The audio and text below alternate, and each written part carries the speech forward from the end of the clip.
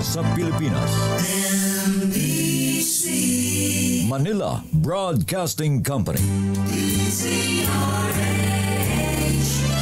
DZRH, member, kapisanan ng mga broadcaster ng Pilipinas. Member KBP.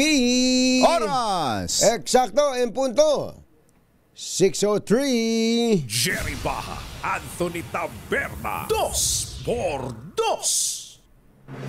Balitang makatotohanan, balitang maaasahan. ACS Balita. Walang makakaligtas, walang makakalampas. Saan mang sulok ng kapuluan, Luzon, Visayas hanggang Kamindanawan. Basta't may balita, ipagwagwagan ng sikat na tagapagbalita. ACS Balita. Kasama ang 2x2 tandem Anthony Taberna at Jerry Baja. ACS Balita.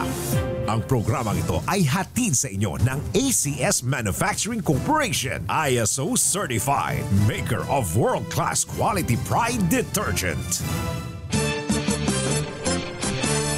Araw ngayon ng Martes, araw ng sweldo, September 30, 2025. Sa ulo ng ating ACS Balita. De La Salle College of St. Benilde na iuwi ang ikatlong School of the Year title sa Student Quill Awards. PAGCOR nagbigay ng 50 milyong piso sa NBI para labanan ng illegal gambling. Congressman Saldi Co nag-resign. Dagdag bawas sa presyo ng mga produktong petrolyo, umarangkada na. Konsihal ng Marikina City umalma sa AI-edited photo kasama si Kong Marcy Teodoro. At 6 na pulis arestado sa pagpapaputok ng baril sa isang birthday party sa Batangas. Magandang umaga, Luzon, Visayas at Mindanao. Good morning, Philippines. Hello, world. Kami po ang inyong mga tagapagbalita. Ito po si Jerry Baja. Ito po naman si Anthony Taberna. At ito ang ACS Balita. ACS Good News. muling pinarangalan bilang School of the Year ang De La Salle College of St. Benilde sa 11th Philippine Student Quill Awards. Ito na ang ikatlong sunod na pagkakataong kinilala ang St. Benilde sa parehong parangal matapos humakot ng kabuang 66 na parangal kung saan 25 ay Excellence Awards at 41 ay Merit Awards. Mula ito sa iba't ibang kategorya gaya ng pagsusulat, audio, video, visual, social media, publikasyon, advertising, brand communication, marketing, at mga special at experiential events. Most courteous. Meron ba silang Most Courteous Award? Wala. O kaya most punctual. Most punctual. Wala eh. Kulang pa pala. Congratulations, St. Benilde. Mabuhay kayo. Samantala, nagbigay naman ng Philippine Amusement and Gaming Corporation o PAGCOR sa NBI ng 50 million pesos financial assistance para palakasin ang kanilang paglaban sa illegal gambling. Kabilang ay pinagbabawal na Philippine offshore gaming operators. Ang suporta ay ginawa sa pamamagitan ng Memorandum of Agreement na nilagdaan sa PAGCOR office nina PAGCOR Chairman at CEO Alejandro Tenco at NBI Director Jimmy Santiago. Sa MOA signing, sinabi ni Chairman Tenco na nagbigay ang PAGCOR ng initial na 25 million pesos sa NBI noong September 29, kumakatawan sa unang bahagi ng tulong upang masugpo ang illegal gambling. Ang nasabing halaga ay gagamitin sa pagkain at mga gastusin ng POGO detainees at pagsuporta sa mga legitimate operations ng NBI laban sa illegal gaming activities. Sinabi ni Natenco at Santiago na ang partnership ay nagpapatunay sa kanilang tungkulin na itaguyod ang batas at protektahan ang mga mamamayang Pilipino. Alas 6:08 na ng umaga. Achi ahya, Mr. Jerome Tang, lakyam kong pwe hun. Nagbitiw na bilang kinatawan ng Ako Bicol Party List si Representative Zaldi Co. Ito'y kasunod ng pagkakadawit ng pangalan ng kongresista sa mga maanumalyang flood control projects. Sa isang pahayag, sinabi ni Co na hindi naging madali ang desisyon para sa kanya, ngunit ito ang mas makabubuti para sa kanyang pamilya at mga taong kanyang pinaglilingkuran. Si Co ay nagsilbing chairman ng House Appropriations Committee na may malaking papel sa pagsusuri at pagpasa ng pambansang budget. Una nang inalis ng Philippine National Police ang security detail ni Co bago ang kanyang immediate irrevocable resignation. Samantala, sinabi ni Co na mag-aanunsyo ang Ako Bicol Party List sa mga susunod na araw kung sino ang papalit sa kanya bilang kinatawan ng grupo. Alas 6:09 ang ating oras. Maya pa ba kay Kongane mga kabalen? Gising na ba kayo? Epektibo na ngayong araw ang dagdag bawas sa presyo ng mga produktong petrolyo. Sa magkahiwalay na abiso ng mga kumpanya ng langis, halos piso o 90 sentimos ang taas presyo sa kada litro ng diesel at kerosene o gaas. Samantala may 20 sentimos naman na tapyas presyo sa kada litro ng gasolina.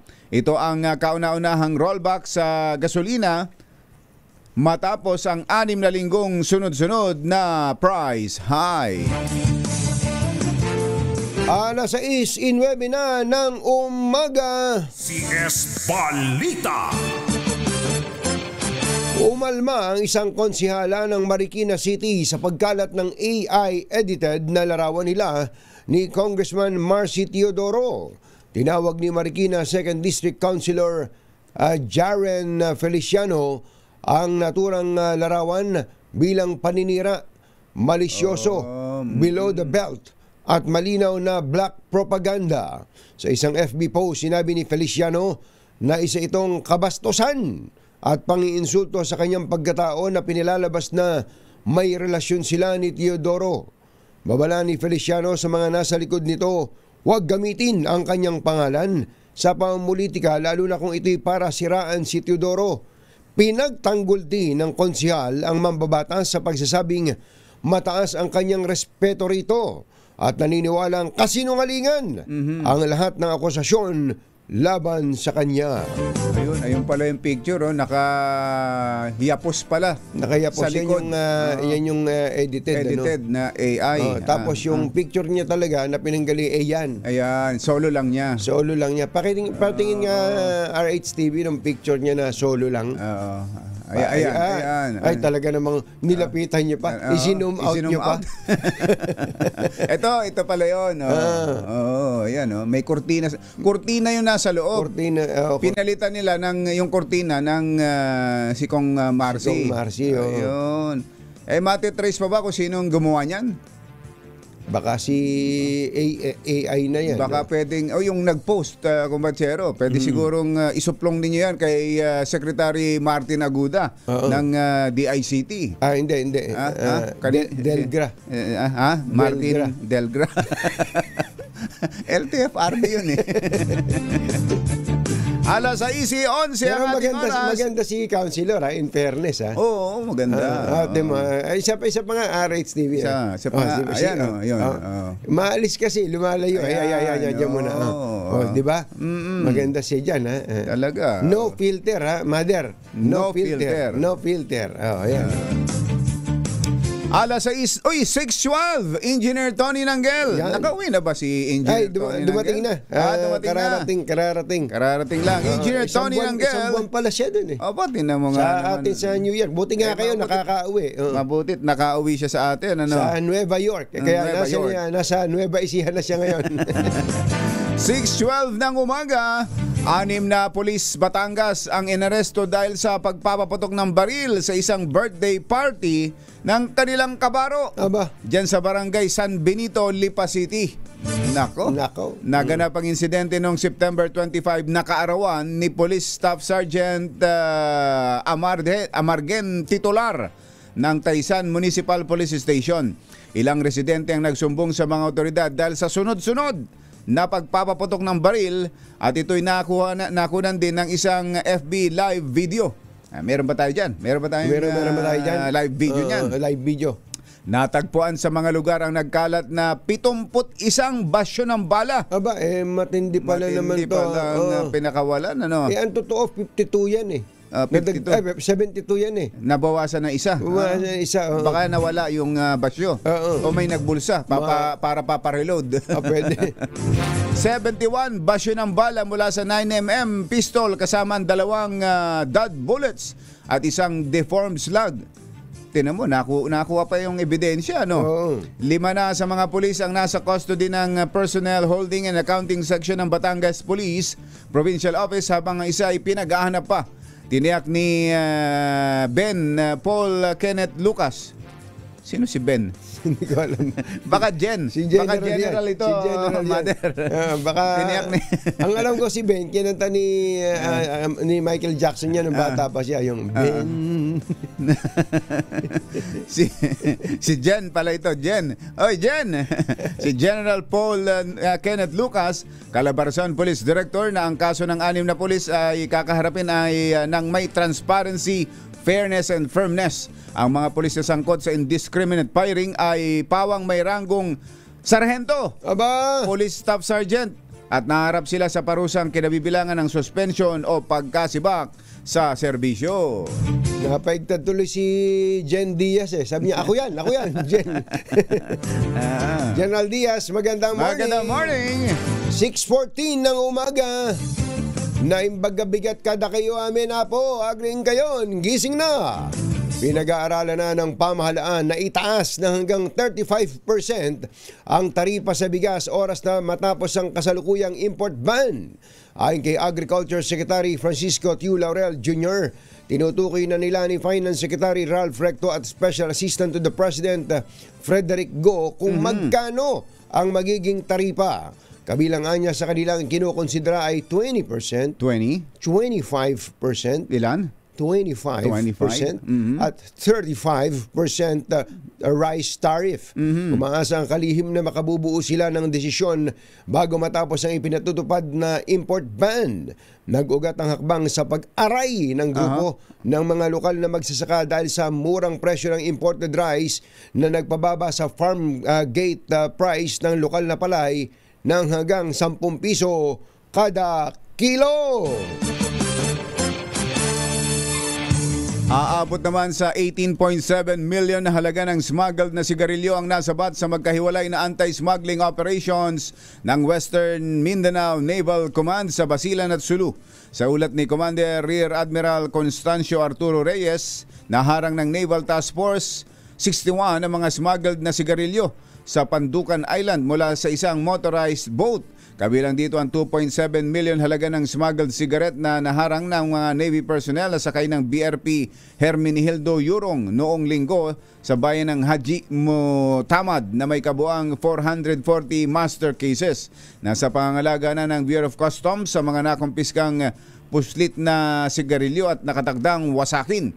Ayon kay Customs Commissioner Ariel Nepomuceno, bahagi ang nasabing hakbang ng pinaigting na operasyon ng Customs para labanan ng smuggling sa bansa. susunod. Tito Boy! Ay nako, pinaparesto na daw po ng husgado ang dating PCSO General Manager na si Colonel Garma. Royima Garma. Kaya pala pero hindi naman siya malungkot dito. Oo nga, tsaka nasa beach pala. Nasa beach siya dito At nakalagay, big time na. Hindi pala yun. Hindi pala yan. Hindi. Mario Joseph, iba pala yan. Yung nakamaliit. Akala ko tinuturo mo siya yung masayang-masayang nasa dalampasigan. Hindi. Ang pangalan naman dyan Si Shuvi pala yan. Shuvi Etrata. At sa atin namang Shuvi Balita. Nasa kaliwa pala yung kay yun. Arrest order out versus Garma for others. Ayan.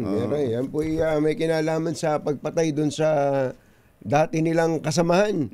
Si General Wesley Barayuga. Yan at iba pa sa pagbabalik ng ACS Balita. 6:17. Walang balitang makakaligtas, walang balitang makakalampas, saan mang sulok ng kapuluan. ACS Balita! ACS Balita! Ang programang ito ay hatid sa inyo ng ACS Manufacturing Corporation, ISO Certified, maker ng world-class quality Pride detergent. Hi, hi, hi! Maganda morning! Ano bang araw today, kumbachero? Today is Laundry Day, Friday! Yuhuu! At pag Laundry Day, Friday, all you need is Pride washing machine detergent. May triple stain away formula, kaya tanggal ang makapit, madikit, malupit na dumit man siya, kaya easy ang labada. Kaya pala mula noon hanggang ngayon, all you need is Pride! All you need is Pride! ACS! Kasama ang 2x2 Tandem Anthony Taberna at Jerry Baja. ACS Balita! Mother, ano nga pangalan ano nga pangalan mo, brother? Sandro? Don. Bakit Sandro? Kala ko Ba't Sandro na isip mo? Yaman. Si Don. Don Carlos. Don Carlos. Itong kasama natin ngayon. Oy, ingat-ingatan mo yung yung phone patch, 'di ba? Pagtapos na yung interview, ibaba mo na kagad. Pero mas maganda. Pindutin mo na lang yung kaya pindutin mo na lang yung Tsaka mo ibaba yung telepono. Ayun, ganoon, para hindi naririnig. Alam mo na ha. Diba, may natapos tayong interview, pisili mo na kagad. Diba, nagpaalam, maraming salamat po. Ayan. Para kami na lang ang nagsasalita. Mahirap kasi may mga insidente kasi pagtapos na yung interview, may sasabihin. Meron kamang karanasan ni Kumbachero Pagkatapos na ma-interview namin, yung in-interview namin, nag-side comment, sabi niya, ang galing mag-interview ng dalawa na yun. Ang tindi, nahirapan tayo dun nahirapan ako dun. May ganun naabutan. Di, siyempre, dapat di na namin naririnig. Lumalaki ulo namin tapos, yung isang nag-interview nga, pinagpawisan ako dun buti na lang, mga maginoo yung nag-interview. Medyo parang, parang self-serving kung sa program pa natin maririnig. Kaya lang, narinig pa. Pero nakakaya naman yung ganun. Lalo na kapag tapos na interview, tapos sabihin nung in-interview, tanga. Kaya abatan yung mabuti yan, pare. Don. Baka merong mag-react ng ganun sa in-interview namin. Patayin nyo kagad. Baka marinig pa namin. Masabihan pa kaming tanga. Narinig niyo ba? Mother, napanood niyo ba yun? Mother? Hindi mo ba napanood yan? Eto, papanood ko sa'yo. Yuel, wala ba nakikinig niya sa atin? Narinig niyo ba yan? Napanood niyo? Napanood niyo? Ayan, may interview kasi si Congressman Senator Dante Marcoleta sa Abante Radio. May radyo na pala yung Abante. Meron na. Online. Dati, alam mo yung Abante, magagaling ang mga sumusulat yan Lalo na si Serex. Ang galing sumulat. Si Ray Marpil yun Si Ray Marpil ba yun? Hindi ba inamin sa'yo? Pambira. Inamin sa akin, nagtapat minsan sa akin na siya talaga si Serex. Kaya pala itong si Ray Marfil medyo mahalay. Ray Spy, maganda morning. Ray Spy. So may Abante Radio. May nag-i-interview po kay Senator Dante Marcoleta. Tatlo Kumbachero, mapapagalitan tayo nito yung kasama natin dati sa DCMM yan nakalimutan yung alan ni... basta may isang babae doon na dati namin kasama. Si Liza Aquino. Akala ko si Liza Aquino Hindi si Liza yun. Magkamukha kasi dalawa na yun Tapos si Marlo Dalisay nga, yung isa. na dating reporter din ng DCXL, na nakasama rin naman natin sa field. Kung mag-interview pa lang ngayon si Marlo Dalisay, kakaiba. Siguro over the years, nagbabago talaga. Gumagaling Gumagaling sa pag-interview to si Marlo Dalisay. Kaya lang yung pag-interview niya, para siyang nasa isang kwarto na may ginaganong salamin. Ilaw. Yung ilaw na puti. Parang may ini-interrogate. Tapos ay meron siyang binabanggit kay Senator Marcoleta. Nagpapaliwanag si Marcoleta tungkol sa independent director at kung bakit wala siyang kinalaman doon sa insurance company. Hindi makuha ang ibig sabihin ng independent director. Kasi pinaliwanag sa ating kahapon ni Senator Marcoleta yun kung ano pagkakaiba nung independent director sa may-ari. Yung palang independent director, inihahalal. Inihahalal, kung may nagnonome, ihahalal, pero hindi siya parte ng management. Yan yung pinapaliwanag ni Senator. Hindi, por delikadesa, dapat di ba, dapat medyo. Ito mo, nakikipag-debate ka pa sa debate ka. Tapos biglang nagpaalam, nabusit yung anchor sige na, parang gano'n. Sige na, sabi ni Marlo Dalisay. Sige na. Salamat na lang po, parang gano'n. Ayaw mo mag-resign, hindi salamat na lang po. Hindi tapos na interview. Hindi na ibaba ni Don Carlos ang telepono. Akala siguro ni Senator Marcoleta tapos na, nakababa na. Tanga. Sabi kaya Don, ingatan mo yan. Ingatan mo. Basta pag nagpaalam na, patay ka agad. Patay mo kagad. Ingatan mo ang reputasyon namin. Baka masabihan kami ng ini-interview namin. Di bali sana yung ibang mga mother, marami nang nagsabi sa amin na ganyan. Nung pagkatapos ang galing talaga mag-interview ng dalawa na yan. Buti nakaraos ako. Pinagpawisan ako dun. Maginoo naman pala. Hindi pala kami. Talaga naman, ba't mababastos si bisita mo, di ba? Bisita mo yun Inimbita mo Inimbita, baka natutulog nga yung ginising-gising mo tapos papagalitan pwede namang hindi pumayag yun na tumanggi na magpa-interview. Hindi naman kahit ang isang public official, senador o congressman man yan o ano man yan, pwedeng tumanggi na magpa-interview sa iyo, sa sino man. Talaga, totoo yun. Nasa karapatan niya yun. Karapatan niya yun. Hindi sila obligado na magpa-interview kanino man. Talaga. Isip-isip mo, halimbawa may ginagawa yon, may meeting. Sir, may interview. Sige, pagbigyan natin yan. Tapos pagagalitan mo. Pagagalitan mo na para bagang ikaw mas magaling kesa sa kanya. Medyo kampo yun. Kaya po kami ni Kumbachero minsan nagtitimpi kami, di ba? Napapansin nyo, tiimbagang kami dahil sa nakakabusit man yung ini-interview namin kaya lang, ano naman ang karapatan naming pagalitan siya. Pero minsan talaga, Kumbachero, mabubusit ka naman ng interview mo. Nangyayari yun talaga. Pero, ganun talaga. Ang moral of the story, Don Carlos, tandaan mo, pagkatapos ng interview, pisilin mo kagad. Ayan, Don, ikaw ang pinakamayaman dito, kaya alam mo nang gagawin mo. Alas 6:29 ng umaga, pinaigting pa ng PNP ang pagbabantay laban sa mga peking donation drive sa social media sa gitna ng pagtulong ng mga Pilipino sa mga biktima ng bagyo. Ayon kay Acting PNP Chief Lieutenant General Jose Melencio Nartates Jr., iniutos na niya sa Anti-Cybercrime Group na tutulan ang mga kahinahinalang solicitation online. Kabilang dito ang websites at e-wallet transactions upang matuloy at mahuli ang mga scammers.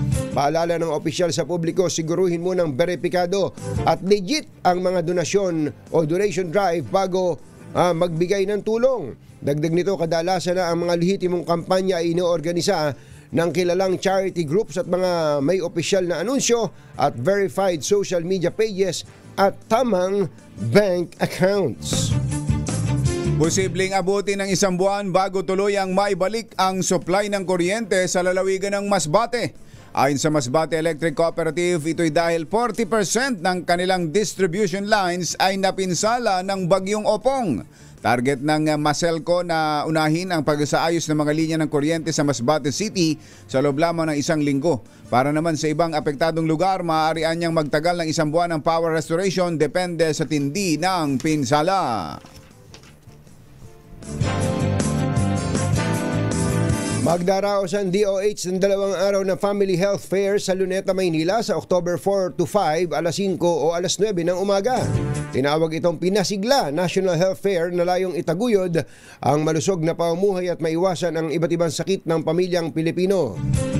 Sinabi ni Kises na libreng serbisyo ang handog gaya ng medical consultation, X-ray screening. Abay, mga magaganda to ha. X-ray ha.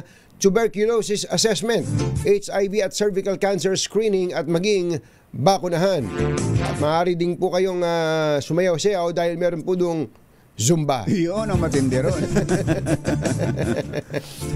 Kinumpirma ng PNP na totoong binayaran ng tigta 3,000 piso ang mga nanggulo sa anti-corruption protest rally noong September 21. Ayon kay PNP PIO Chief Brigadier General Randolph Tuanyo, totoo rin Aba, ang report ni DILG Secretary John Vic Rimulya hindi nila tinutulan. na nirecruit online ang mga nanggulo at karamihan sa mga ito ay mga minor de edad. Oo. Sabi siguro ni General Tuanyo, totoo yan yung sinasabi ni Secretary John Vic na yan. Totoo yan, tama yan. Eto Tapos pa. lumingon pa kasi. Ayos ba? Sinabi ni General Tuanyo na tinutukoy na nila ang pagkakakilanlan ng mga personalidad na nasa likod ng pagbabayad sa mga nag-riot at sa mga anggulong kanilang tinitingnan ay ang pagkakasangkot ng isang rapper at isang businessman. Matatandaang 242 individuals ang inaresto sa nasabing insidente noong trillion peso March. 6 na po sa mga ito ay mga minor de edad at 15 ay dinala sa Boys Town Youth Reception Center habang 45 ang nasa intervention centers. Ito po yung detalye ng balita natin na naglabas na po ang Mandaluyong Regional Trial Court Branch 279 ng arrest warrant laban kay dating PCSO General Manager Royima Garma at 4 na iba pa sa kaugnay sa kasong pagpatay kay dating PCSO Chairman Wesley Barayuga. Sinabi ng PNP na ang arrest warrant ay para rin kina dating NAPOLCOM Commissioner Edelberto Leonardo, Lieutenant Colonel Santi Fuentes Mendoza at ang nasibak na pulis na si Nelson Enrique Mariano at isang Jeremy Kausapin. Nakakulong ba tong mga to? Hindi. Yung si Garma ay parang may special arrangement yata yan sa gobyerno. Pero yung iba, hindi ba yung murder non-bailable yan? Ako kaya may gagawin daw pong hakbang ng PNP para sa mga subject ng arrest warrant. Nagatid sa kabuuan ng ating ACS Balita, ito po si Anthony Taberna. Ito po si Jerry Baha. Kasama ang 2x2 Tandem Anthony Taberna at Jerry Baha. ACS Balita. Balitang makatotohanan. Balitang maaasahan. ACS Balita. Ang programang ito ay hatid sa inyo ng ACS Manufacturing Corporation, ISO Certified, maker ng world-class quality pride detergent. Ay sa masalimuot na isyu ng bayan, 2x2. Humahataw na mga balita at impormasyon, 2x2. Ating damhin, ating lasapin ang hagupit na 2x2.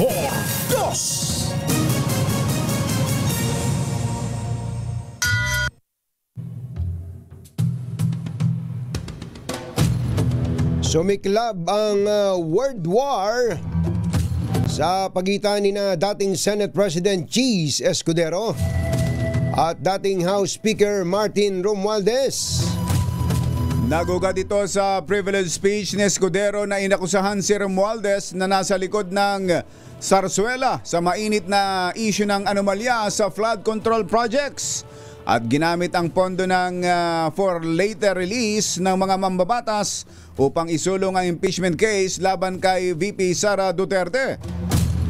Tinawag naman ni Romualdez ang talumpati ni Escudero na recycled accusations. Walang bago, walang katotohanan. Ano? Walang katotohanan at DDS script lamang. Habang mainit ang palitan ng akusasyon ng dalawang dating leader ng Kongreso kaugnay sa anomalya sa flood control projects, nagbitiw naman si Ako Bicol Party List Representative Zaldico bilang kongresista kasunod ng kanselasyon ng kanyang travel clearance at mapaso ang 10 araw na binigay sa kanya para umuwi ng bansa. Isyu ng bayan, katotohanan, 2x2. Maitim ang balak, magtago ka na. 2x2. Si Jerry at si Anthony, narito na. 2x2. Hahataw ng todo, urado ka. 2x2. Ang katotohanan, dala nila. 2x2. Walang sinasamba pali, maniwala ka. 2x2. Hataw ng husto, tol, umasa ka. 2x2. 2x2.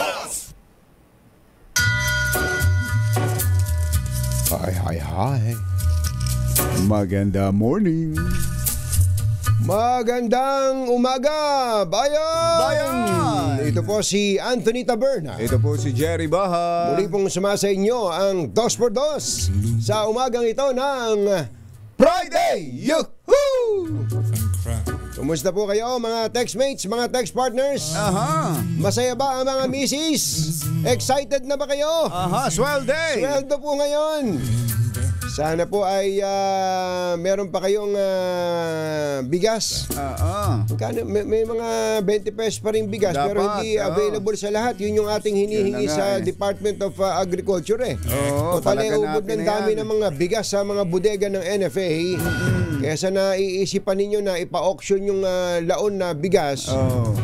Mas maigi siguro na i-distribute na yan o maging available sa ating mga kababayan. Ayan, Sa lahat ng sektor ng kababayan natin. Kung gusto ng mayayaman na bumili ng 20 pesos na bigas, hayaan nyo sila.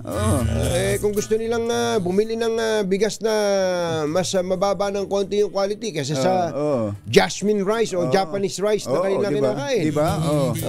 Tingnan nyo, hindi kayo mamumroblema sa bodega kapag ganyan ang ginawa ninyo. Saka nakakitang ang problema natin ngayon kung saan ilalagay yung bigas. Diba? Dapat di natin problema yon. Lalo na sa panahong ito. Sa panahong ito na problema mo na nga yung ulam, problemahin mo pa rin pati bigas. Talaga. Di bale, basta meron ka naman popcorn, ayos na. Sabi, habang nanonood ka ng mga hearing. Pero walang hearing. Wala. Itong buong linggo yatang ito, wala. Pero tama itong ginagawa rin ng nabanggit natin ito nung nakaraan kumbatsero. Puro flood control. Yung mga iba pang gawain ng DPWH o ng iba pang ahensya ng gobyerno tulad ng Farm to Market Road. Ayan. Meron din palang mga ghost. Nako. At sa katunayan, 2 probinsya daw po sa Mindanao ang nakitaan ng ghost. Ghost Farm to Market Road Project. Nako. Meron ding hindi kumpleto. Nasilip na raw po yan ni Agriculture Secretary Francisco Chu Laurel sa kanilang ginawang audit sa mga infrastructure program ng DA. Ayon po kay Secretary Laurel, 2 maanumalyang proyekto ang natukoy sa Davao Occidental. Davao Occidental na naman? Sa pagitan ng 2021. Kailan? 2021 at 2022. Ay, grabe. Tapos ay magkano daw yung may binanggit na halaga ng project? Hindi pa binanggit kung magkano yung halaga. Tapos meron ding hindi pa naman natapos na proyekto, hindi pa madaanan, hindi pa magamit na kalsada sa Zamboanga del Norte naman. Bayad ng matagal. Ay, sus Maria, ghost nga yan. Abangan natin yung mga yan is Department of Agriculture Baka nalilimutan nyo, ang Department of Agrarian Reform o DAR, meron din pong Farm to Market allocation. Ayan, Farm to Market Roads allocation. Yan yung may mga malalaking pondo sa infrastructure, pati yung NIA. Siguro dapat makasama rin yan. Nasa dapat na tingnan sa mga nakaraang panahon. Billion din ang ilalagay na pondo dyan. Kailangan maipakita naman ng NIA. Saan nyo ba, ano ba itsura ng mga projects nyo? Ayan, importante po yan mga kababayan sapagkat ito pong inumpisahan ng Pangulong Bongbong Marcos. Inumpisahan niya. Tatapusin ko. Dapat po may katapusan to na maganda. Maganda sapagkat ito nga po Mr. President, bago lang po natin kausapin ang isang ang The Good One. The Good One. The Good One. Alam niyo na siguro 'yan. Nahuhulaan niyo na po siguro. Mr. President, yayaman din lang na ang bayan ngayon mulat ang mata, ang isip, ang pandinig, ang pakiramdam, ang galit. Dito po sa mga nangyayari sa DPWH. dapat po siguro sagarin nyo na. Oo. Lumingon na rin po kayo sa iba pang mga government agencies. Lahatin na natin. Ang Department of Education, di ba, sabi ni Secretary Sani Angara, 1,000. meron silang mga tinitingnang 1,000 hindi kompleto. Hindi natapos na mga school buildings, pero bayad na. Bayad na. Yan ang malungkot sa lahat. naman. At siyempre, Mr. President, ituloy nyo na pati po sa local government units. Ayan, oo. Kailangan po ikumpas nyo na rin po yung kamay ninyo. Antindi rin po ng mga katiwalian sa mga lokal na pamahalaan. Maiiyak kayo sa kwento ng mga nakikipagtransaksyon sa LGU. Marami nang nag-improve na LGU. Marami na. Sa Quezon City lang sasakit ang ulo mo ngayon sa online. Yung bang wala ka makausap na mga tao puro na lalagyan mo dahil sa kung naghahanap ka ng lalagyan. Kung naghahanap ka ng yung mabilisang transaksyon, yung meron ka lang palalakarin.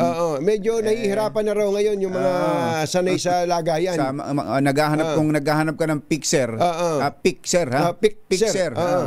Ayan. Mukhang mahihirapan ka na maghanap. Talaga. Kaya, Mr. President, lahatin nyo na, sagad nyo na po. Total legacy nyo na po ito na ang katiwalian na buyangyang ng mulat ng tao. Lahatin na natin para po kumibo ang ating mga mamamayan. Jerry Baja at Anthony Taberna sa 2x2 sa DZRH. Nagtampo nga ba ang mga senador kay Senator Ping Lacson? Mamaya malalaman po natin sa ilang saglit po lamang. Makakausap natin Senator JV Ejercito. Oras po natin Lakyam Shaplakhun 6:46 na umaga. Katonying at Ka-Jerry, Anthony Taberna, Jerry Baja, ang samahang pinatibay na ng panahon. 2x2.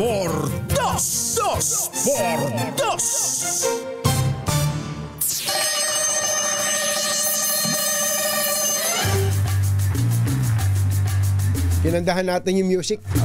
Dahil lang makakausap natin the good one. The good one. Sabi natin, Senator JV Ejercito. Senator JV, magandang morning! Ay, magandang umaga, Katunying at Jerry, magandang umaga sa iyo at sa ating mga kabayan. Pumayat kayo Senator JB, hindi na kayo kumakain ng empanada ha. Bumibili na lang, binibigay na lang natin sa mga tinutulungan na lang natin yung ating empanada dito. Sa kanyan, hindi, banggitin nga natin sa San Juan yan Sa San Juan, sa Barangay Pedro Cusi, Aling Norma, kasi talagang masarap siya, Katonying. Minsan nagdadala ko niya kaya lang Sabado pero madadala ko dyan ng weekday para sampulan mo nga kami, matikman namin yan. Pero pagkatapos mo magbisikleta, tsaka ka tumitira ng empanada. Oo nga. Nagbibisikleta papuntang Senado, pero pahinga muna. Doctor's orders, tumatanda na gano'n. Senator JB, ano ba, tigil na ba talaga yung Blue Ribbon Committee hearing? Ano ba ang guidance sa inyo? Ang sabi, dapat itong Huwebes mag-schedule dapat kahapon pero hindi natuloy. Pero sabi ni Senator Lacson, may mga bagong developments, no? So I think magkakaroon pa ng isa. Pero ang sa amin kasi, ako personally, ang nagsabi kami sa kanya na sa leadership kay Senate President Tito Soto na siguro maganda ito after na i-wind up na natin kasi napaka-awkward na we are investigating ourselves involved yung mga kasama natin sa house, ganun din po. Mas maganda i-turn over na to sa ICI. Tsaka nakakalungkot dito, Katunying, I have to be Jerry, na I have to be honest nalulungkot ako sa direction kasi parang yung tunay ng mga salary nag-umpisa sa mga DPWH officials, yung kay Bryce Hernandez, kay Larry Alcantara, hanggang kay Bernardo. Ang tunay naman na salary po dito, sino ba nagsimula ng mga modus dito? Sino ba nagbebenta ng mga proyekto? Sino ba yung may parking? Sino ba yung may mga legislator na contractor? Hindi naman po sa Senado yun. Sa House po yun, sila Saldico po nagsimula. At mukhang nalilihis ang direksyon, mukhang iniisa-isa yung senador parang natatakpan yung mga tunay na salary kasi dapat malaman natin dahil sila nagsimula na modus nito. Oo. Kaya lang, Senator JV, si Senator Ping mismo ang nagsabi na almost all senators ang merong insertions at may halaga pa nasa mahigit 100 billion daw yung pesos, yung insertions ng mga senador. Almost all. Sino kaya yung walang insertion sa inyong mga senador? Tingin ko all. Huwag din niyang sabing almost all. Tingin ko all. Kasi, talaga? alam niyo, yung insertion, hindi po masama yan. Ngayon na lang po napasama yan. The amendments is part of our job as legislators. Kaya nga po kami, after may pasay National Expenditure Program o yung President's Budget, dumadaan po ng Kongreso yan. No? Kaya ho kami nagbabudget hearings para mapakinggan ang concerns ng bawat ahensya at departamento. At yung pong sinasabing insertions, ini-introduce namin yan yung amendments. Sabihin na natin amendments kasi ang sama na ng insertion no? We introduce amendments after the budget hearing, during the budget hearings or the deliberations, kapag yung mga ahensya, departamento na amin pong in-sponsor, in my case, DOTR po ako kahapon, nagsimula kami ng budget hearings, ang ina-aprobahan, meron silang proposed budget.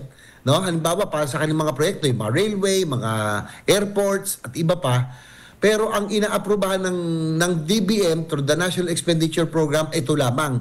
So, kung titignan mo, kulang na kulang. Kaya ang trabaho namin, ako bilang chairman, to introduce or to recommend yung pong amendment o insertion.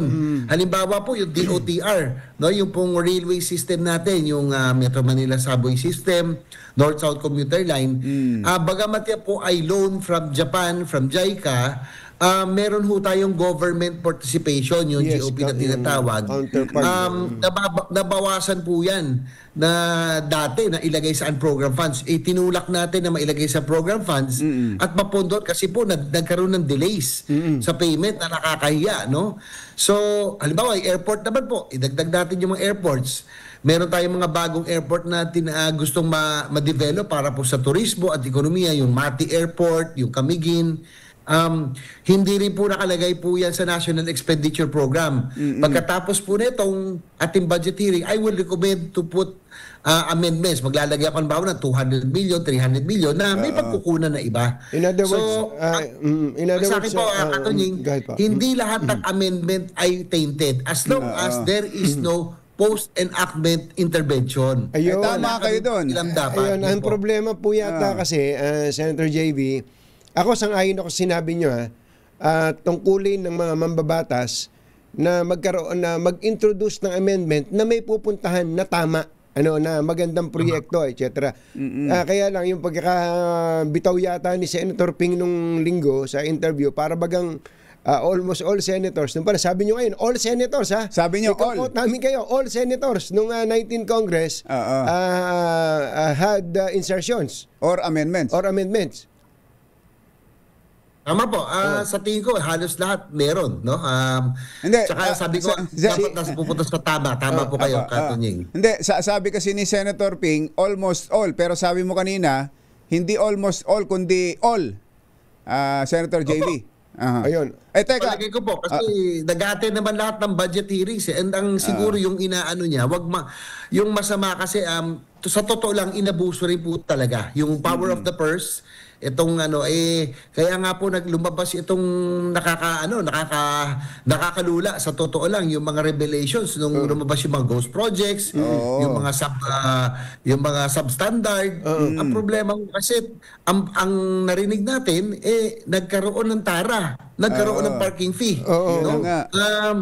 Tumaas ng hanggang 25%, 30%, talagang i-go-ghost na yun dahil hindi na ma-recover ng ng contractor at ng mga gumagawa. So, doon po nangyari yan. Yan po yung sinasabi nating masamang amendment. No? Actually, so, hindi lahat masama pero merong iilan na masama. Kaya lang, kumbaga ang buong budget process, nasira na, ang buong Kongreso nasira na dahil sa kagagawan ng ilan. Kaya nga po, pagkapansin nyo kung Blue Ribbon Committee hearing, ang pinupuntir ako yung kanila pong modus kung paano nila ginawa. after po ng DPWH, sigurado may proponent, yung pagpaparking, yung commitment na sinasabi nila, para ho makapag-introduce tayo ng mga safeguards para hindi na po ito maulit. Actually, yan nga ho yung madalas naming tinatalakay dito na yung sa ilalim ng sistema na kasi yung binago na ginawang line item budgeting, may karapatan ngang mag-introduce ng mga projects ang mga lawmakers, congressmen and senators na sa paggawa pa lang ng budget. Kaya nga merong inilalaan, meron nila tinatawag na allocable para sa mga senators and congressmen. Pero total inamin nyo na yan at sinasabi naman namin talaga, Senator JV, na talagang nilalapitan kayo ng mga kababayan natin para sa mga projects sa kanilang lugar. Local government units, ikaw probinsya. ba, total inamin mo na kayo may mga insertions at amendments. Magkano, Senator JV? May kopya kasi ako dito eh. May kopya ako dito ng mga Meron ka ba? ng mga senador na may mga Anong taon yan? Kumbachero? Ito, 2025. 2025. 2025. Binanggit na natin yung kay Senator Risa, itong mga nakaraan, kay Senator Tulfo, kay Senator Gatchalian. Win Gatchalian, meron. Si Senator JB kaya, magkano ba ang total ng iyong amendments this 2025? Alam mo, kasi ang ginagawa ko namin, ang ginagawa namin, kapag meron pong request, yung sa lahat ho ng amin pong sinasabing amendment o line item, request po yan sa local government, sa probinsya. Kasi po, alam mo, Bok Jerry, ako po ay nagmumotor. No? Pag umiikot po ako, pag binibisita ko na yung mga probinsya, dinadalaw ko na rin halimbawa yung kanilang provincial hospitals o yung kanilang DOH hospitals, inaalam ko po yung kanilang pangangailangan. Ganon din po yung LGU. So, kapag sila po sumulat, ang ginagawa ho namin, forward po namin yan sa DOH or DPWH, kung ano yung government agency concerned. So, hindi na namin tinototal. Basta ho, syempre, alam nyo, pag lumalapit sa amin, may pumunta sa opisina, naawa rin naman kami, galing probinsya nag-i-effort. So, we see to it na meron ho kaming endorsement letter doon sa kanila request, whether it's farm to market or kung farm to market, namin yan, i-refer namin sa Department of Agriculture.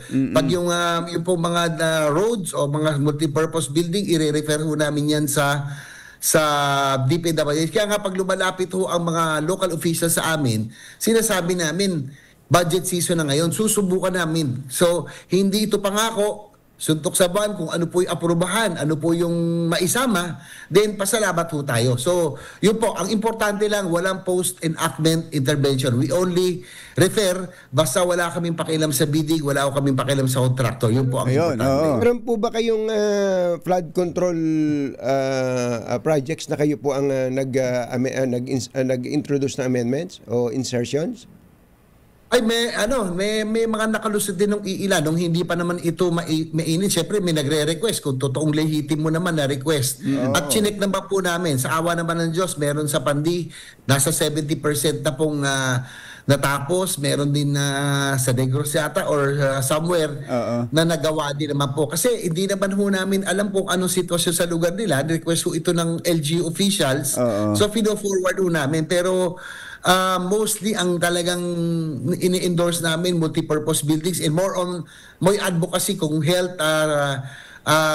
provincial hospital or rural health units, mas lalo naming ini-endorse po yun. Mas in line with my advocacy. Yung sumikat na District Engineering Office, yung first Bulacan District Engineering Office, meron bang sila ang nag-implement ng project ninyo? Ay, wala po. Sa awa ng Diyos, wala po akong naging project doon. I think sa ibang distrito nagkaroon ng isa, pero wala ho halos na wala akong na-endorse sa Bulacan, no? Dahil I think covered naman po yan. Hindi naman sinaano namin. Kumbaga, sabi namin, si Senator Joel, bagamat mainit siya, dahil probinsya niya ngayon yan, sa tingin ko ay siguro natural na aalagaan po niya yan, no? Kung hindi lang naging siguro mainit at kontrobersya, pero natural yun na meron senador na alagaan. Bawa si Senator Franklin Drilon, noong time niya Senate President, kung napunta kayo ng Iloilo, Katunying, Bok Jerry, napakaganda ng Iloilo ngayon, yung magandang highway, esplanade.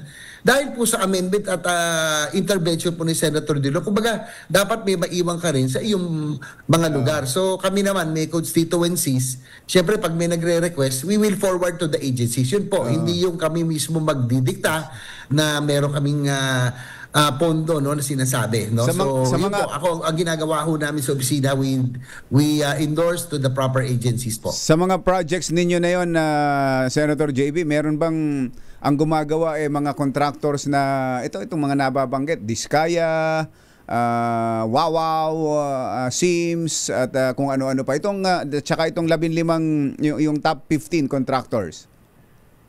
Parang wala naman ako naalala na meron ho. Dahil hindi ako nakapaglagay sa Bulacan diyan sa notorious district ng first district engineering office ng Bulacan no. Hindi kami nakapag-refer kasi kumbaga sabi ko wala namang lumapit sa amin na taga diyan. Meron yata isa no sa Baliwag pero for implementation pa lang sa ngayon. So na-hold na. At yung kumbaga siguro covered na sila, marami silang nalapitan kaya hindi kami nakapag-endorse no sa mga ahensya diyan lalo na sa first DEO ng Bulacan. Ito Senator JB, humahanap tayo lahat ng paraan para hindi na maulit ito. Pwede bang nakikita nyo ba yung direksyon na ang mga mambabatas ay hindi na mag-identify ng mga projects o hindi na wala nang i-allocate na amount sa mga mambabatas para mag-pinpoint ng mga projects? Sa akin ho, walang problema po. Dati ho, alam niyo nung nasa Congress ako, alam niyo may Countrywide Development Fund or PDAF, equally distributed, para naman po lahat, walang maiwan. No? Yan naman ang idea po noon. Ang sa akin po, kapag po national projects, yung mga in nature, dapat say ang congressman. Siguro ang mga legislators for that matter. Kasi kaya nangyayari sa tingin ko, yan po sa, halimbawa, yung pagbabaha sa Bulacan, sa Pampanga, hindi ho masolve. Halimbawa, 350 billion po ang budget ng DPWH. Alam nyo, ang kailangan ho dyan para ma-solve, no? Yung mga floodways, mga spillways, mga water impounding, malalaking proyekto po. Ang nangyayari, dahil sa laki ng budget, lahat po ng distrito ay gusto magkaroon ng flood control. Ayun. Nangyari, pinag-hati-hatian, nagpatsi-patsi po, kaya hindi masolve ang pagbabaha. Sa akin po, mas maganda siguro talaga yung akin pong minumungkahi, yung master plan, comprehensive master plan for infrastructure development, akin pong first final. Kung sinusunod ayon sa master plan, tingin ko maiiwasan ang itong mga ganitong modus no na paghahati-hatian at least yung project kung ano po ang nasa master plan masusunod magiging maayos at mababawasan yung mga anomalya.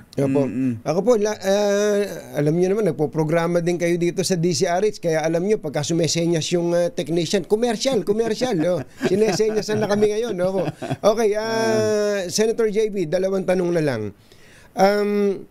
Nabanggit natin kanina, nagkakasundo naman tayo na yung insertion per se ay hindi naman masama. Nagkakasundo po tayo doon. Ngayon, nagiging masama pagka mayroong post-enactment na pakikialam. Tinuturo ng congressman o senador kung sinong kontraktor ang dapat na makakuha ng proyekto na ang pondo ay ibinagsak ng senador sa isang particular na lugar. Ngayon, kaya niyo po bang sabihin sa amin, Senator JV, na never, si Senator JV, Senator JV, dahil siya ang the good one, never nakialam sa pagpili ng kontraktor at never siyang tumanggap ng kahit na porsyento sa mga projects. Kaya niyo bang sabihin sa amin, sa sambayan ng Pilipino, especially sa mga nagtiwala at bumoto sa inyo? Ayo po, basta po, ako po, gaya na nabanggit ko, hindi naman ho natin pwedeng pabayaan yung LGUs, no? Constituency, kumbaga, meron tayo yung constituencies din at yung mga nakikita po natin. Aminado ko, we introduce amendments, pero ang ginagawa ko po, lalo na yung mga request from mga hospitals, mga provincial hospitals, mga local, mga governors, mayors, pag lumapit ito sa amin, ang ginagawa ho namin, ini-endorse ho namin to the proper agencies. At ang importante, wala ho tayong post-enactment intervention. Ibig sabihin, sa bidding pa lamang, sa pagpili ng contractor, ay hindi ho kami nakikialam. So sila na po ang may ang may say at DPWH, ang Department of Agriculture o DOH. So wala po akong pakialam po dyan. Pwede po ba rin natin sabihin na walang pwedeng kumuha na, humingi o tumanggap ng porsyento kahit na hindi ka pa humingi, walang tumanggap ng porsyento sa sino man po sa opisina ninyo mula po sa mga kontraktor o kaya sa mga taga DPWH o anumang government agency, Senator? Opo, in fact, sinasabi ko minsan kasi magawa lang yung proyekto, kayo gawin nyo na, di ba? Kaya wala naman kaming pakialam na dyan sa kontraktor, kahit si Ino, gawin nyo lang please, ganun ho kami magsalita. Halimbawa dito sa San yung pumping station na matagal ko na, kahit sino, kayo na pong baala, gawin nyo lang kasi kawawa po ang ating mga kababayan dito, sila po yung napeperwisyo. So ganun po kami makipag-usap, no? Pag kinakailangan, lalo na even during budget hearings, kasi minsan budget hearings, doon kayo nakipag-usap sa mga heads of agencies, ganun ang aming linya. Magawa lang ay magiging masaya na kami dahil yan po ay pangako namin. Kapag ako, lalo na, alam mo naman, Bok Jerry, pag umikot ako, minsan personal ko nakikita ay nakakausap, no?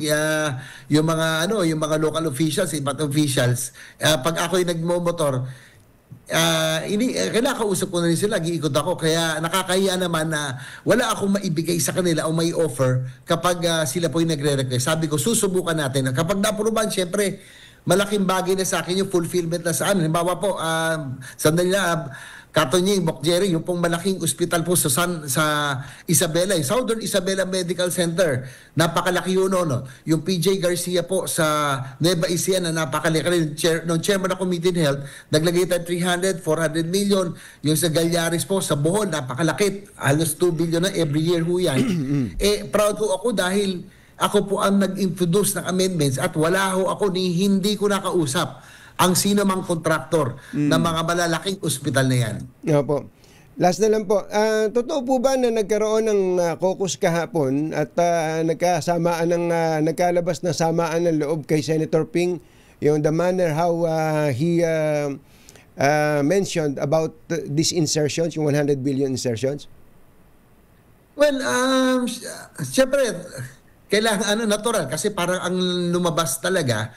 Kung babasahin yung headlines, parang siyempre hindi naman naintindihan ng lahat ng tao yung budget process. Pag sinabi mo kasi insertions ngayon, ang akala ng tao parang binulsa mo na sa iyo yun. Hindi po, no? Sinabi ni Senator Lacson na sinasabi niya, kina-qualify po niya, no? Kinorek niya na meron na hindi lahat ay meron na siyang correction na not all amendments are bad. So, siyempre, nasira ang buong Senado. Ang sa akin po, nalulungkot ako sa takbunan, sa totoo lang po, I have to be honest, muntik na rin po kung nag-isip na umalis sa majority kasi parang kung ganitong direksyon, sinusulog na natin ang sariling bahay natin, ating colleagues, napapabayaan natin, nakakalimutan natin yung mga tunay na salarin, no? Yung bonus na ginawa ng Lasaldico, ng mga kontraktor at iba pa, parang nawawala, nakapokus sa Senado kung sino yung susunod na babanggitin. So, sana po ay maging mas maayos ngayon dahil masyado na mainit. Kinakailangan merong resulta ito. Pero wag naman ho sanang sunugin ang ating institusyon dahil hindi naman ho lahat, no? Kaya nga sabi ko, inamin ko nyo, not all. I think all senators have amendments pero hindi ho lahat masama yan. It's all for advocacy. Senator Pia Cayetanon, bawa sa higher education, kami po sa health, hindi ho masama ho yan. Inamin po natin that it's a part of our job. Senator J.V. Ejercito, maraming salamat po sa inyong oras at magandang umaga po. Morning. Salamat. Senator J.V. Ejercito, the good one.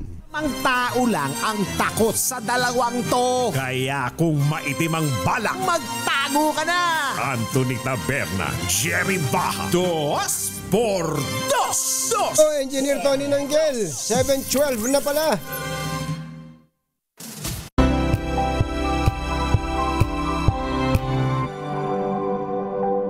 Wow, ang saya. Isang barangay na labada, puro mancha pa. Goodbye, pahinga. Mommy, Isang laba lang yan sa Pride Bar Blue.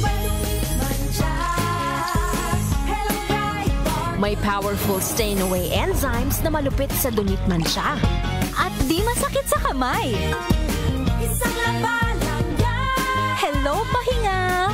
Hello, Pride Bar Blue. ACS. Sa lahat ng bagay, simula pa lang, siguraduhing max protection na. Kasi pag kulang ang proteksyon, baka madaling masira. Sa ngipin, dapat may max protection din. Max sa halaga ng Unique Toothpaste. With Max Protect Formula, helps stop cavities before they start, while keeping breath fresh. Try Unique Maximum Fluoride Protection para max alaga, max protektado. ACS. Magbago man ang panahon, doon kami sa gawang Peerless. Champion, mula sa baretang pangmatagalan, purong powder. Hanggang sa mapulang liquid detergent.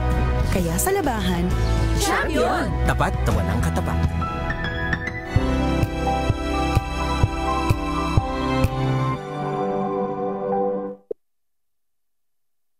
Pangunahing balita kasama ang 2x2 tandem nina Anthony Taberna at Jerry Baha. Sa ulo ng ating mga pangunahing balita, Zaldico malabo nang bumalik ng bansa matapos itong mag-resign bilang congressman ayon kay Secretary Remulla. Privilege speech ni dating Senate President Chis Escudero, tinawag ni dating Speaker Martin Romualdez na DDS script.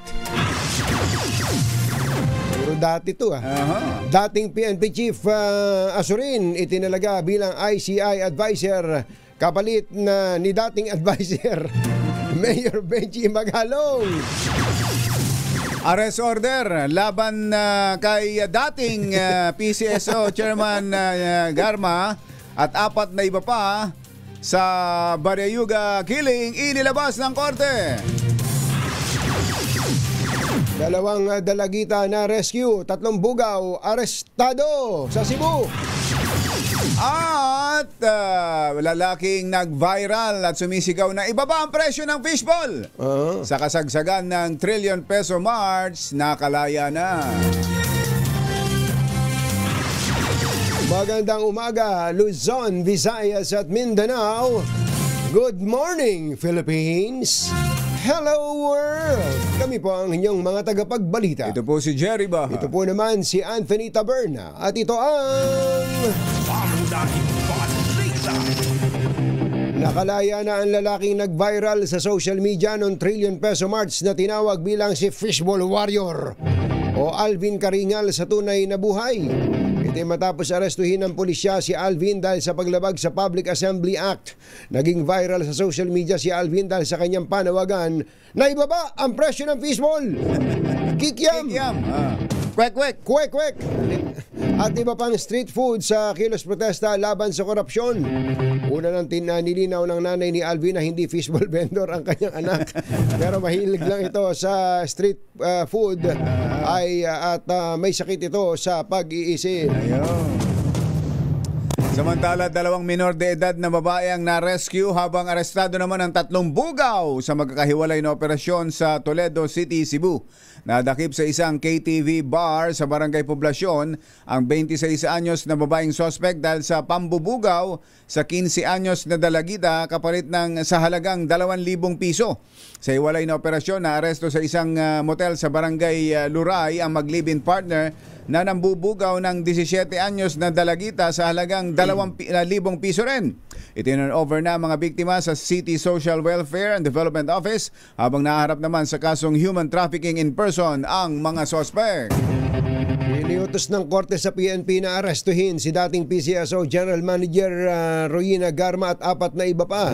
Kaugnay ito ng kasong pagpatay kay dating PCSO Board Member Wesley Barayuga at pamamarili sa nakaligtas nitong driver noong 2020. Kinumpirma ng PNP na naglabas na ang Mandaluyong RTC Branch 279 ng warrant of arrest laban sa mga nabanggit na individual para sa kasong murder at frustrated murder na walang inirekomendang piyansa. Hindi mo tayo makikreate ng tracker group o special group sapagkat nananatili na ganoon tayo task group manhunt Ito yung kasalukuyang parte ng anti-criminality po ng ating GPLPC General Taxes as part ng Enhanced Maritime Police Operations. Ang tinig ni PNP Public Information Office Chief General Randolph Tuanyo. Binanata ni dating Senate President Chis Escudero ang anyay sarsuela at script ni dating House Speaker Martin Romualdez na nagdidiin sa mga senador sa maanumalyang flood control projects.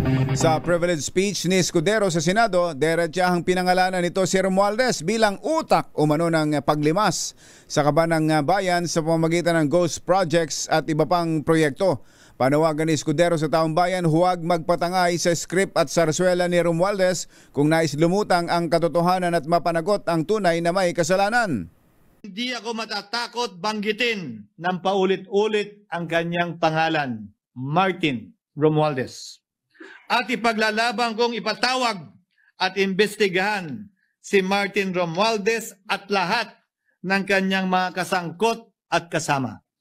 Ginong Pangulo, mga minamahal kong kababayan, kung nais niyong lumitaw ang katotohanan, kung nais niyong panagutin ang tunay na salarin, kung nais po niyong makulong ang tunay na may kasalanan, huwag ninyong kampihan si Martin Romualdez. Punitin natin ang script ni Martin Romualdez at higit sa lahat, huwag magpadala, huwag sabayan, huwag maniwala sa sarsuela na nilalako ni Martin Romualdez. Si dating Senate President Chis Escudero. Hindi expose kundi isang DDS script. Ito po ang tawag ni dating House Speaker Martin Romualdez sa privilege speech ni Senator Chis Escudero kahapon. Ayon kay Romualdez, ang speech ni Escudero ay hindi naiiba sa mga script ng DDS at trolls sa social media. Tinawag din ito ng dating House Speaker na recycled accusations lamang, walang bago at lalong walang katotohanan. Ano? Walang katotohanan. Giit ni Romualdez, sa halip na magpaliwanag at sagutin ang mga aligasyon ay nagturo si Escudero ng ibang masisisi. Sa naturang speech, pinangalanan ni Escudero si Romualdez na siyang utak ng budget insertions at nasa likod ng anyay script at sarsuela sa usapin ng flood control scandal. Malabong umuwi ng Pilipinas si resigned Ako Bicol Party List Representative Zaldi Co. Itong naman ay ginit ni Justice Secretary Boying Rimulya kasunod ng pagre-resign ni Co bilang kongresista. Ayon kay Rimulya, hindi na siya umaasang babalik ng bansa si Co sa gitna ng kaliwat kanang mga kontrobersyang kinasasangkutan nito. Bagaman wala pang katiyakan sa totoong location ni Co, sinabi ni Rimulya na may inihain na sa kanilang formal complaint laban sa nagbitiw na kongresista kaya't itinuturing na itong person of interest. Isa rin si Co sa mga inirekomenda ng Independent Commission for Infrastructure na kasuhan ng graft and malversation dahil sa nadiskobring irregularidad sa 290 million pesos flood control projects sa Nauhan Oriental, Mindoro. Ipaubaya na ng Kamara sa DOJ ang aksyong gagawin kay resigned Ako Bicol Party List Representative Zaldi Co. Ayon kay House Speaker Faustino D. III, wala na sa jurisdiksyon ng Kamara ang naturang kongresista dahil nagbitiw na nga ito. Panawagan ni DK Co bumalik na sa Pilipinas para harapin ang mga aligasyong ibinabato laban sa kanya kaugnay ng flood control scandal. Sana i-suspend namin si Congressman Saldico at kung hindi pa rin siya makikipag-cooperate hanggang umabot na ma-expelled. Pero nagain nga ng kanyang resignation. Kaya ang tingin namin dito ay bahala na ang Department of Justice at ganun din ang ICI kung anong pwede nilang ipataw. Pero kailangan talagang bumalik siya sa lahat ng paraan na magawa. Dapat mapabalik siya at managutan siya sa mga issues laban kay Congressman Saldico. Yan po ang pahayag ni House Speaker Boji D. kaugnay ng pagre-resign ni Congressman Saldico. Hindi po ito Chinese Parliament. Oh. Hindi po. Congressman D and Congressman Saldico. At si Congressman Toby Chanco. Hindi sapat ang resignation lang. Ito naman ay ginit ni Rambotas Representative Toby Chanco. Kasunod ng pagbibitiw ni Congressman Saldico bilang kongresista sa gitna ng mga alegasyong nagdadawit sa kanya sa anomalya sa flood control project. Punto ni Chanco, kung hindi haharapin ni Ko ang mga alegasyon at magtatago lamang sa abroad, pwedeng sabihing guilty siya sa mga akusasyon. Deserve din anya ng mga Pilipino ng sagot sa mga aligasyon na ipinupukol sa kanya. Dapat siyang umuwi sa Pilipinas para sagutin ang lahat ng paratang. Ayon kay Congressman Chanco, hindi dapat matapos lang sa resignation at statement ang hakbang ni Ko at hindi rin umano tama na ang dating kongresista ang nagdidikta kung kailan siya uuwi. Oras po natin, Kityam Samsahun. Hindi pala, Kityam Diap Sahun. 7:23 ng umaga. Susunod! Ito boy! Sino ba ang kapalit ng nag-resign? Na si Mayor Benji Magalong. Sino ang papalit kay Congressman Benji Magalong? At ano kaya ang magiging eksena mamaya sa kauna-unahang pagkikita ni House Speaker Bogie D at ng Pangulong Bongbong Marcos sa LEDAC meeting? Yan at iba pa sa pagbabalik ng Pangunahing Balita. Kausapin natin si House Speaker Faustino Bogie D III. Mr. Speaker, magandang morning. Si Katunying po at saka si Ka Jerry. Good morning sa inyo, Katunying at Ka Jerry. At good morning po sa lahat ng ating mga sumusubaybay sa programang Dos por Dos. Oy, pasensya na sa abala. Alam namin, inumaga na kayo sa Congress dahil sa budget deliberation. Anong oras na ho ba natapos? Natapos actually, 3:00 pasado. Pero Katunying, aga akong umuwi. Mga almost 2 a.m. na una na ako sapagkat merong meeting ngayong umaga.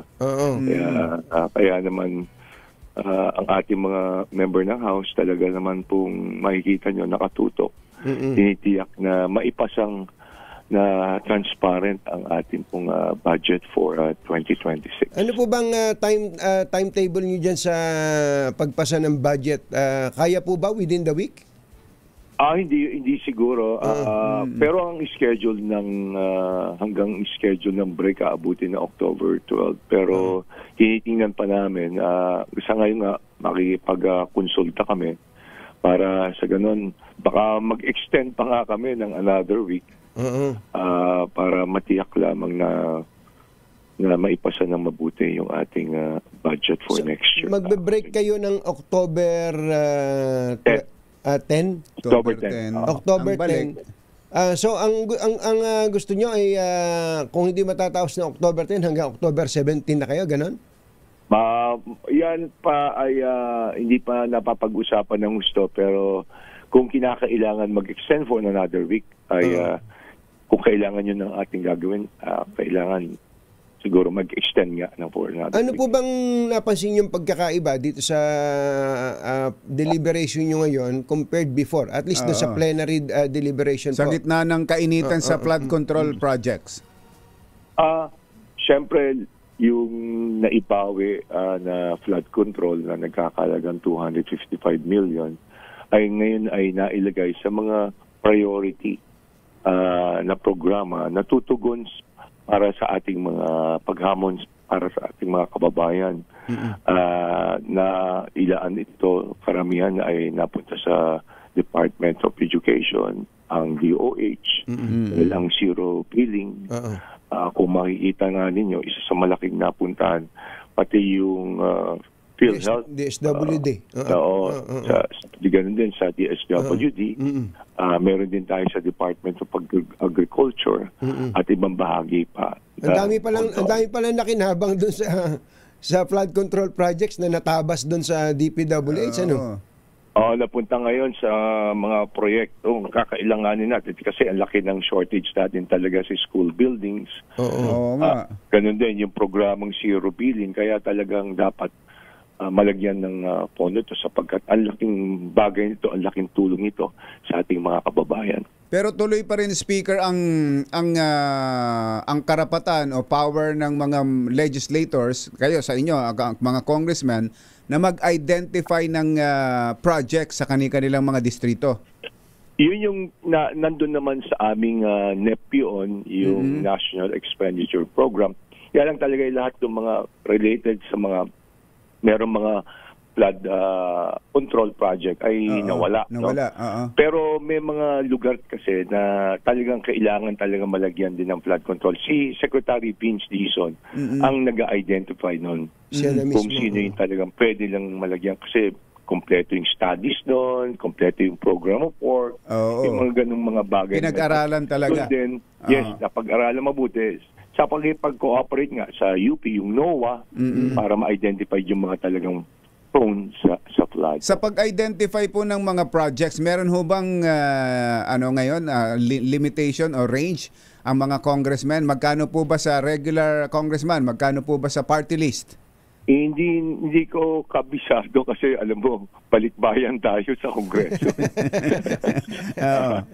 So wala pong ganon na ikaw pag regular congressman ka. Depende dun sa pinoprogramo siguro, dun sa mga priorities ng distrito mo. Ang nirereklamo ni dating Sagip Party List Representative ngayon Senator Dante Marcoleta, 150 lang kami. Party list. Yung party list, 150. Yung regular congressman, 1 billion. Kaya nagreklamo. Ngayon ho ba? Ganun pa rin? O nagbago na? Sa tingin ko, may pagbabago naman, Katunying at Jerry.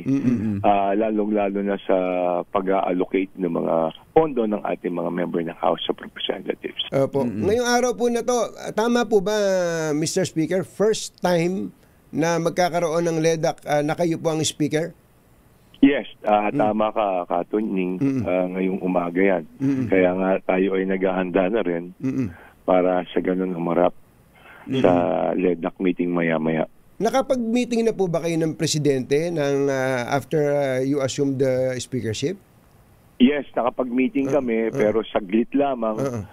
Pero ito, maganda nga ito, mabibigyan kami ng pagkakataon para lahat din ng ating mga priority bills na tutugon sa national development ay aming kung anong maiambag ng mababang kapulungan. Pwede po bang isama nyo na dyan bilang priority, baka pwedeng ma-certify as urgent, yung mga amendments sa rice tariffication law?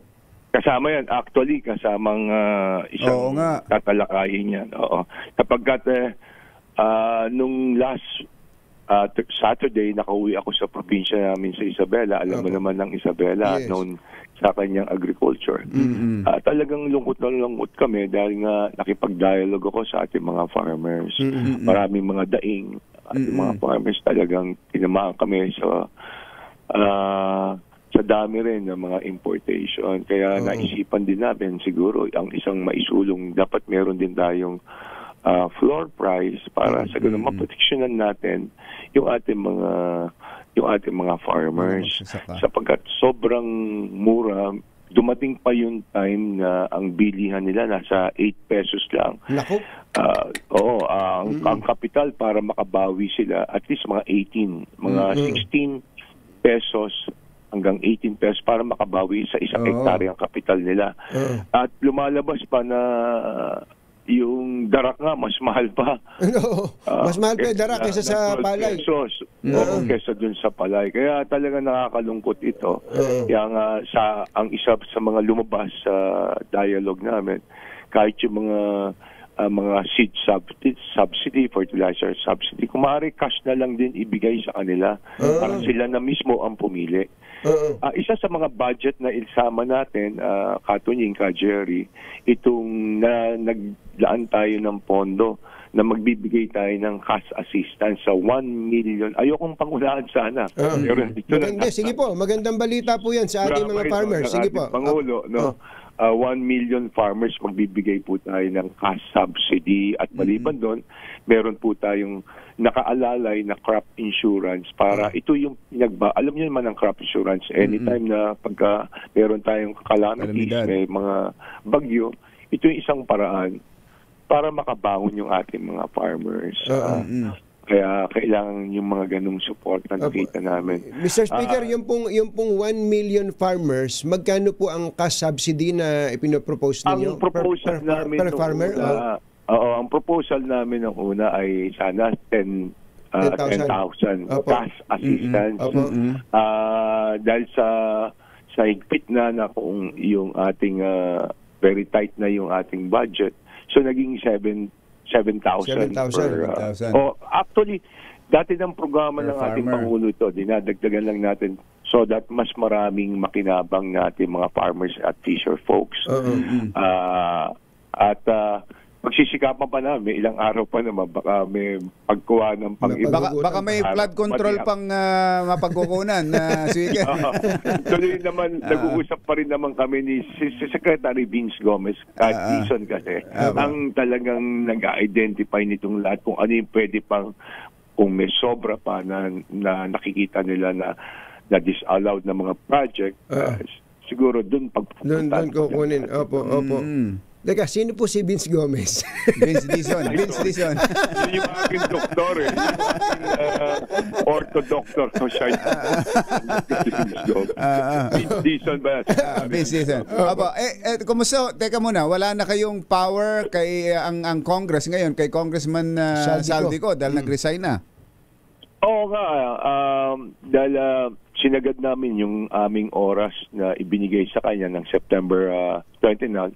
Pero meron na kaming arrangement dun sa ating chairman ng ethics na kung halimbawa man hindi siya makakarating, kung anong mga hakbang na dapat nang gawin ng Kongreso, yun ang isang hakbang nakita namin na isuspend sana si Congressman Saldico.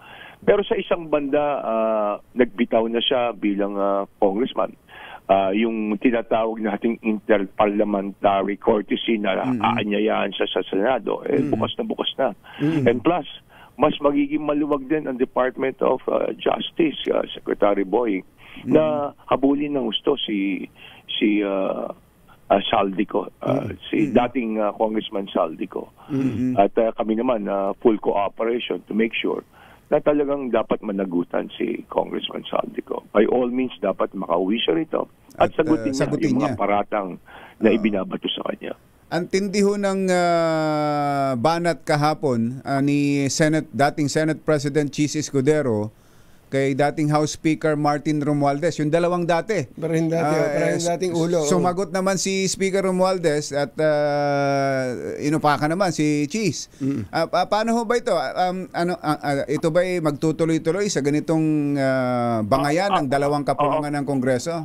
Actually, hindi ko napanood, nakita yung privilege speech ni Senator Chis Escudero dahil kasalukuyan na nakikipag-usap ako kay Secretary Laurel, Kiko Laurel, pati ang NFA, kasama rin ang NIA regarding nga sa programa ng agriculture.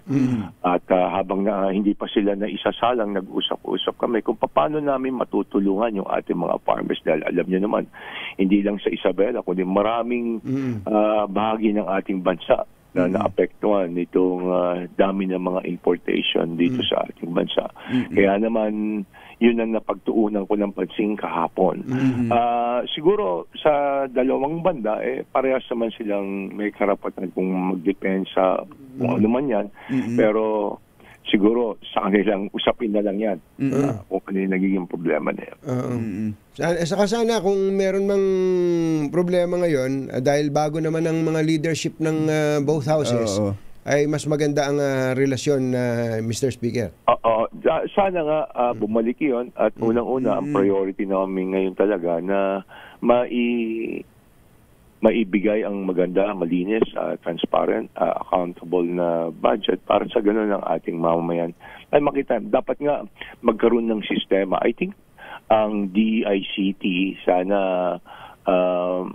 makatulong dito dahil meron tayong eGov, no, na apps na sa tingin ko sa pamamagitan niyang kakayanin ng DICT na ma-monitor itong mga projects na to, kung nasaan ito, kung ongoing ba to, magkano tong projects na to, para sa ganon kahit sino nating mga kababayan pwede nilang tingnan ito at sa tulong din nila, sa tulong ng ating mga pagbabantay ng ating mga kababayan, doon mismo makakapag-report sila na substandard po yung trabaho, ay wala pong ongoing na projects dito. At least, meron sila mga inputs sa atin para sa ganon, tulong-tulong tayo. Matiyak na talagang yung tama, yung pinaglalagyan ng pondo at nababantayan ng gusto ng ating kababayan ng buong sambayanan. Yes, sir. Mr. Speaker, gusto naming mag-take to dito. Maraming salamat sa oras. Alam naming tsaka si Speaker, kayo, hindi dapat masyado nagpupuyat. Dati, sanay magpuyat si Speaker Boji, pero ngayon hindi na. Alam nyo kasi, siyempre kailangan suportahan natin yung ating mga member ng House para kahit papano nandun tayo. Kahit anong oras, maga pa lang, pumupunta na tayo ron. Kaya nga. At para to make sure na yung ating budget ay matalakay mabuti. Yes, sir. At alam mo niyo naman, ang nagiging ugali ng ating naging sistema na riyan, talagang ang ating mga iba't iba mga department, nakikipagkwentuhan tayo sa kanila habang tinatalakay natin yung kanilang yung budget ng mga habang naghihintay sila ng oras ng talakayin kanilang budget ay nandun naman tayo para nag-iistima na kayong bisita. Mas mapabuti yung mga programa nila. Yes, sir. Talaga. Speaker, salamat po sa inyo. Magandang umaga po. Thank you very much. Maraming salamat din po sa congratulations. inyo. Congratulations. Thank you. Maraming salamat. Mabuhay po kayo. Si House Speaker Boji D ng Isabela. Masamang tao lang ang takot sa dalawang to. Kaya kung maitim ang balak, magtago ka na. Anthony Taberna, Jerry Baja. 2x2.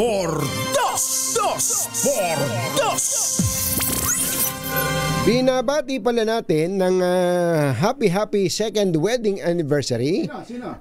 Sina Chari at Jack. Chari at Jack, happy second wedding anniversary. Na nandyan sa atin sa Florida, kumbachero. Sa atin. Sa atin sa Florida. Happy wedding anniversary. At binabati kayo ni ating Doktora Cynthia Bustamante at ni General Bart Bustamante na nakatutok sa atin, nag-aalaga na po. Ang ikinasal naman, kumbachero, para sa kanilang renewal of vows. Renewal of vows. Nakapunta ka ba? Bakit nag-expire ba? Ba't nire-renew nila? Ewan ko kay Ryan kung ano nangyari. Congratulations sa Ryan tsaka kay Faye. Patawarin mo na kami. Patawad. Alam mo naman, tinext naman kita na dun sa naging sitwasyon. Hindi aabot talaga eh. Si Ryan tsaka Ryan Ponce Pakpako. Tsaka si Faye. Ayan. Congratulations. Nakakatiis ka pa, Ate Faye, kay Ryan. Napakabait niya si Ryan. Ayan, congratulations. Ryan and Faye. Ayan, magandang morning, Kuyang Eric Divina Gracia. Oras po natin, Chitiam Shaplak. 7:46 na umaga, magbabalik po kami bukas. This time check. Ay. Magandang umaga kay retired General Rodolfo Azurin. Kayo na pala ang bagong special advisor and investigator. Pumalit kay Mayor Benji. Kumpiyansa daw po ang Malacanang na ang karanasan at pamumuno ni General Azurin ay makatutulong. Para lalo pang pagtibayin ang mandate ng komisyon. Ito namang ICI ay nakikipag-ugnayan na raw sa ombudsman tungkol sa mga kasong ipafile kay dating Congressman Zaldico. At sa 17 iba pa. Maraming iba pa. Maraming iba pa. Ayan. Doc Tony Liachon, magandang morning. Ingat po kayo sa pagbibiyahe. Papunta sa Manila Doctors Hospital. At binabati rin natin na kumbatsero ang lahat ng mga HR managers na nakatutok sa atin. Mga manager. HR managers na sana ay magpasweldo na kayo. Aba. Magpasweldo kayo ngayon. Ngayong araw na to na September 30, excited po ang mga may trabaho. Yun na ba mga walang trabaho? Abay, maghanap kayo ng trabaho. Huwag titigil, huwag uuwi ng bahay hanggat walang trabaho. Tama. Gusto bang magpalit na ng bubong ng bahay? Buti na lang may bubong na maasahan. Gawa sa state-of-the-art technology. May aluminum na. May pintura pa. Now available na rin sa pre-painted tiles pan. Para sa eleganteng bubong na matibay na, makulay pa, mag-Cherylum pre-painted ka na.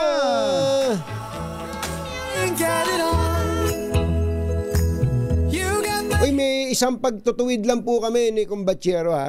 Patawarin niyo na po kami. Huwag na ho kayong magalit sa amin.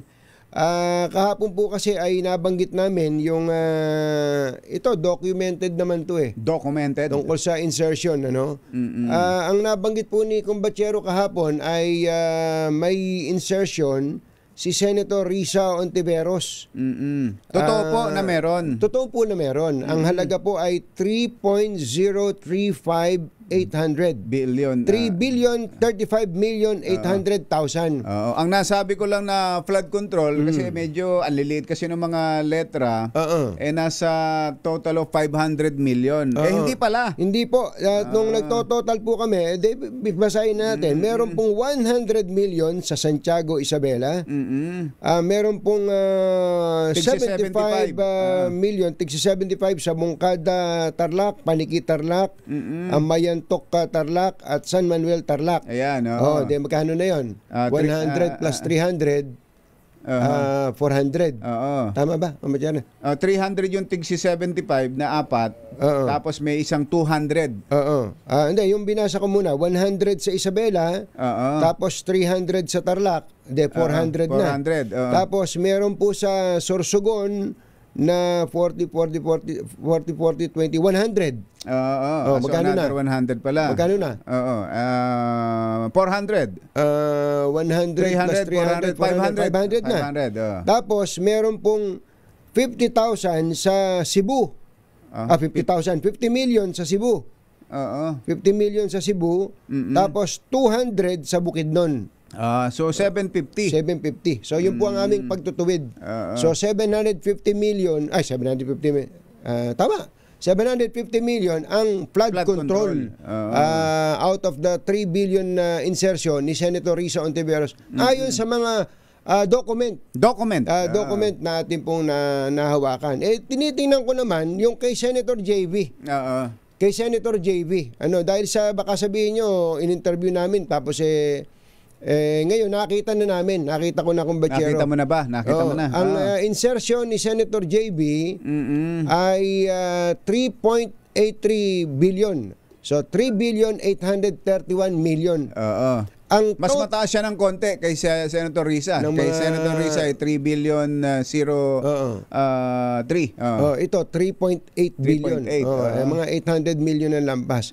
Tinitingnan ko, Senator JB, baka pwedeng balikan nyo yung listahan ninyo. Halos 2 billion itong flood control projects dito out of the 3.8 billion. Baka mali ito pero ito po kinukwenta kong maigi. Aabutin po ng katulad nito sa Iloilo 150 million. Negros Occidental 100 million. Negros Occidental Pulupandan 100 million. Montañesa Cebu, Malabuyok Cebu 100 million. Isa pa, Montanesa doon din 100 million. Balingasag Misamis 100 million. Mandanga Balingasag isa uli 100 million. Kibanban Balingasag Misamis Oriental 100 million. Doon lang sa Misamis Oriental 300 million na to. So medyo malalaki itong mga flood control projects na ito. Pero ang sinasabi po ni Senator JV, Wala siyang post-enactment Ayun ang importante intervention. doon. Hindi siya nakikialam. Ito nga ang paliwanag niya, Kumbachero. Nagpahabol pala siya ng mga text. Mga LGUs at DPWH request yan na mga pino-forward lang daw niya. Pino-forward niya mga request galing sa mga LGUs. Ayun, basta mga request, nire-refer lang namin. So ang gusto nga raw sana niya ay mga buildings. Mga multipurpose buildings para nakikita ng mga tao. Pero may marami rin palang flood control na inaprubahan. Marami, ayun, yun nga. So parang sinasabi, inaprubahan ng DPWH. Ng DPWH, yung mga request. Huwag kang mag-alala, Senator JB, yung sa iyo 3.8 billion. Hindi ka nag-iisa. At mayroong mas malalaki pa sa iyo. May mas malalaki. Saka yung sa iyong kabuuan, 3.8 billion, may mga multipurpose, may kalsada. Ito, sa Tarlac lamang. Tarlac, Kumbachero, budget ng Tarlac para sa flood control projects. Buong probinsya. 2022 to 2025. Tarlac 1st District Congressman Jaime Cojuangco, 5.5 billion. Tarlac 2nd District Representative Christian Yap, 9.6 billion. Uy, sus Mario Josep. At Tarlac 3rd District Representative Noel Bong Rivera, 11.07 billion. Ito pong si Congressman Bong Rivera, flood control pa na pinag-uusapan natin dito. Ito pong si Congressman Bong Rivera, ewan ko lang kung tumigil na, contractor po ito. Contractor. Siya po mismo ay contractor, si Congressman Bong Rivera. At tapos 22 to 25, ilan yung 11.07 billion. Mario Josep, 11, tapos yung isang district 9 billion. 9.6. So 20 na. Yung isa 5.5. So 5. Yung flood control project sa tatlong distrito ng Tarlac ay 26.25 billion. In 3 years. In 3 years, mga kababayan. Grabe. Kaya yung isang probinsya pa lang yan. Isang probinsya pa lang. Flood control projects. May binabaha ba sa Tarlac? Baka naman meron. Pero para ponduhan ng ganyang kalaki? Grabe po ito. Grabe po itong mga flood control. At yung iba dito, mga... Kung Pampanga pa baka sabihin mo pang kulang pa yan yung pondo na yan. Pero sa ang Tarlac, hindi naman nababalitang may maraming lumulubog yan Ay, nako. Ulitin lang po namin ni Kumbachero ang insertion sa ng mga mambabatas, senador man o kongresista. Amendments na ngayon ang tawag nila dyan. Per se, yung insertion per se ay hindi po masama. Ang masama po dyan, yung kickback. Kaya ang itatanong po natin sa mga mambabatas, including the senators, kaya nyo bang tingnan sa mata ang mga kababayan ninyo? Lalo na po ang mga nagtiwala po sa inyo. Sasabihin nyo, ni isang kusing wala akong tinanggap dyan sa project na yan. Pag kaya nyo sabihin yon, mag-press con po kayo. Sabihin nyo po yan. Kung hindi nyo naman kaya sabihin, wag nyo na sabihin. Wag na kayo magsinungaling. Wag na kayo magsinungaling. O kaya tanggalin na natin sa inyo yung mga projects na yan. Mag-stick na lang kayo sa lawmaking. Ayun. Yun na talaga. Total naman na yung pangalan nyo. Para matigil na yung mga kabuktutan na yan. Kaya naman yung iba. Sabihin, law bending na lang. Iba naman yun. Iba yun. Ito po si Anthony Taberna. Ito po si Jerry Baha. Hanggang sa susunod na hambalos at hagupit ng Dos por Dos, Damdaming Bayan. Susunod na. Think to myself, what a wonderful world. This time check is brought to you by AC.